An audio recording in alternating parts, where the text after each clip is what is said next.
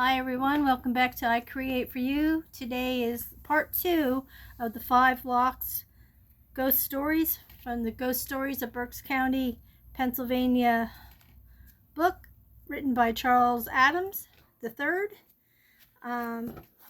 Mark is going to read the story and I'm going to try to illustrate some of the main points of the story. And here he is. Along the Haunted Highway, Personal Research, January 1982. There is little reason to travel the winding road from Shoemakersville to Bern, one of many roads passed by time and relevance. The pathway weaves over and around the Schuylkill River, the overgrown canal bed, and the railroad tracks. The house which harbors our next tale is along this haunted highway of northern central Berks County. A few miles to the north, the phantom of Five Locks walks the night. Likewise to the south, the ghost of Adeline Baver roams the canal towpath. In fact, the area just north of Shoemakersville is well known for its unusual happenings. It is home for more than one powwow doctor, and the strange story of the haunted hoedown still survives today. And it is said that in an old one-room schoolhouse somewhere along the road, the ghosts come out for an old-fashioned social. One seasoned citizen up that way tells us he's seen spectral square dancers in shadowy profile, and he's heard a phantom fiddler's eerie strains pierce the solitude of a dark night. But our story deals not with the ghost of the schoolhouse or canal side. No, this spirit inhabits a simple farmhouse which is not unlike dozens of others along so many similar roads in the county. And the human occupants of the home are common folk with a deep religious faith expressed in numerous icons and handmade ornaments which adorn their remodeled home. It is this faith, perhaps, which reinforces their belief in life beyond the grave. Again, may we note that the home has undergone extensive renovations. This is consistent with a pattern we have noticed running through so many reported ghost stories.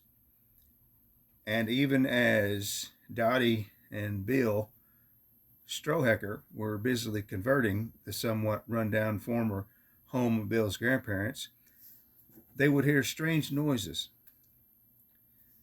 Simple knocks and creaks within the walls were written off as the old building resettling during reconstruction. Tools would disappear and turn up in the most unlikely place later.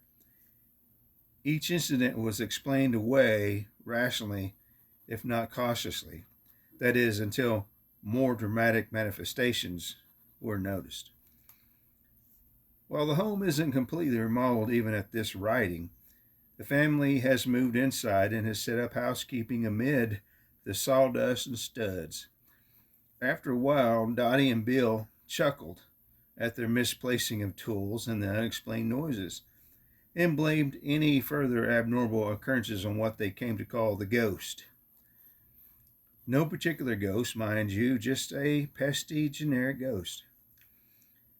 For several weeks, the ghost would continue to play tricks on the Stroheckers, but the couple kept the inside joke from the young, impressionable children. They didn't want to hint that a ghost may actually reside in their home for fear of the kids' reaction. As it turned out, however, the kids didn't need their parents to introduce them to the spirit world. The spirits invited themselves to theirs. Our youngest son was talking in his sleep one night, says Dottie. I couldn't at first understand him. listening through the wall, but then I could understand him saying, go away, please. I can't play with you. Please go away." The next morning, Dottie asked her son about the chatter. I asked him if he remembered talking in his sleep the night before. "Sure, Mom," said the little boy. "Who are you talking to?" asked Mom. "Oh, just the ghost," replied the boy to a dumbfounded mother. Now the parents' inside joke took on a new dimension in stark realism. A family discussion revealed that all members had experiences they could not explain. They all suspected ghosts, but never before mentioned their suspicions in an open family forum. The next months were filled with unexplained. A capable seamstress, Dottie, would leave unfinished sewing projects in the bedroom until she found enough time to finish them. As absolutely incredible as it may seem, Dottie swears that the ghost actually finished one of the projects for her. She says that for several weeks a jacket needing repairs was left upon a chest at the foot of her bed. One day she knew she had around to sewing she got around to sewing a new zipper on it. Well, one day the zipper was sewn in, but not by Dottie, Bill, or even any of the kids. She claims the new zipper simply appeared in the jacket one morning, sewn in by the ghost. Sound unbelievable? Well, as they say, you ain't heard nothing yet. Well, let Dottie tell it. I was half asleep, half awake, just kind of dozing off. When I had this dream, I saw two children playing with a simple rag doll. The girl was holding it and cuddling it, but the boy was tormenting the girl. The kids were both dressed in very old-fashioned clothing. Anyway, the boy picked up a stick which was hot and charred, black on one end. He poked the rag doll with the hot stick and it caught on fire.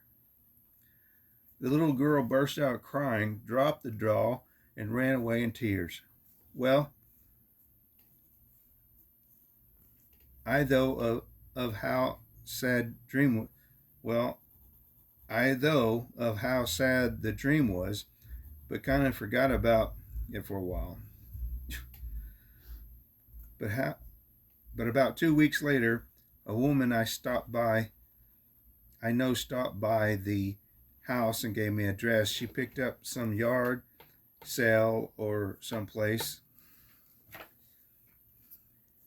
She said it was used but might be nice for my 2-year-old to wear for play. I looked at the dress and got a funny feeling inside. The print material was just like what I remember from the dream. It was just like what the doll was wearing. I felt very strange just looking at it.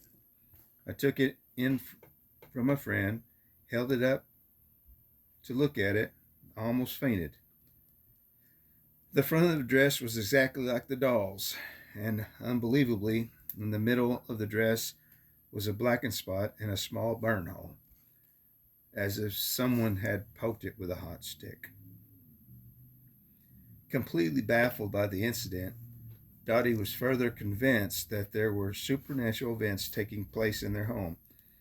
She says she felt sorry for the ghost, feeling that it was a spirit at unrest. She wanted to see it find peace and rest, but not in her home.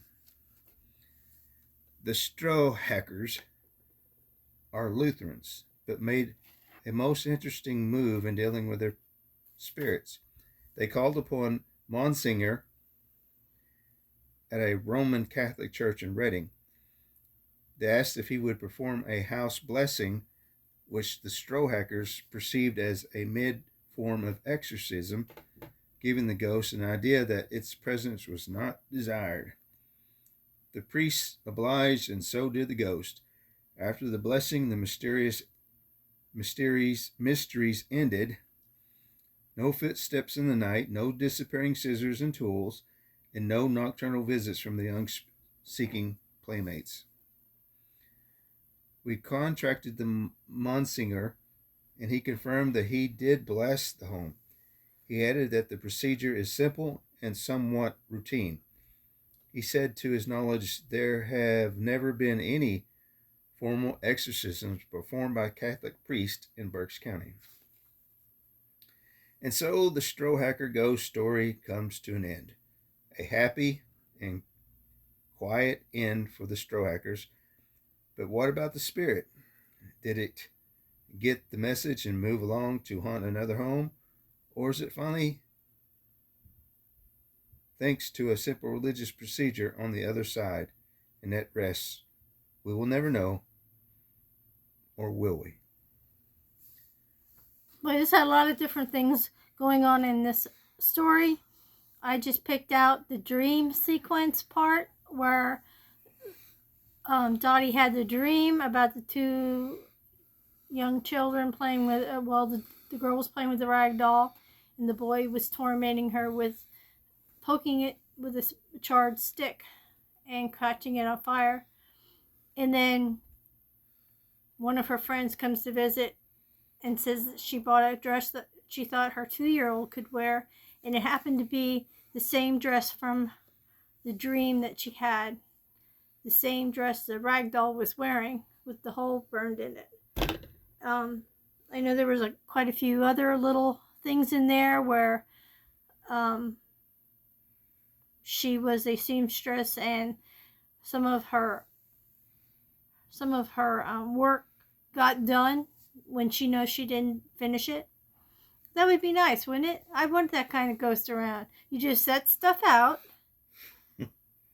put it in your head, I'll get to it when I get to it, and voila, it's finished. Could you imagine? That would be awesome. And it didn't seem to be a bad ghost, like a mean ghost, or it actually kept itself busy, and it was helpful. So yeah, there's all different kinds of stories, and this one was just, again, in the 5 Locks area where we had that video. It was in one of the farmhouses that was there. Not necessarily the ones that we had videoed, but it could have been one of the 2 that were there. I don't know if it was right near the 5 Locks where we were at the canal part or down the road more.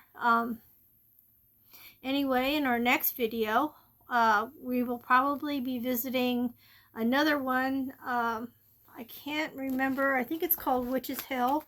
I can look in here somewhere. It's got to say it in here. Witch's Hill is page 50. So we did... Okay, we're going to be doing this one next, which is this and this. And it's not too far from where we are, so we will try to go out and do a pre-video of that place. It's still in Berks County. It's between Windsor Castle and Virginville, and that isn't too far from us either. The back roads here from Hamburg are all like Windsor Castle area, and so there are tons of back roads and farmlands here. Isn't there a road up there that says Witches? Yeah, it actually says right Witch's up in Hill. there, Witches Road. Witchcraft Road, yeah, it's called. Witchcraft Road.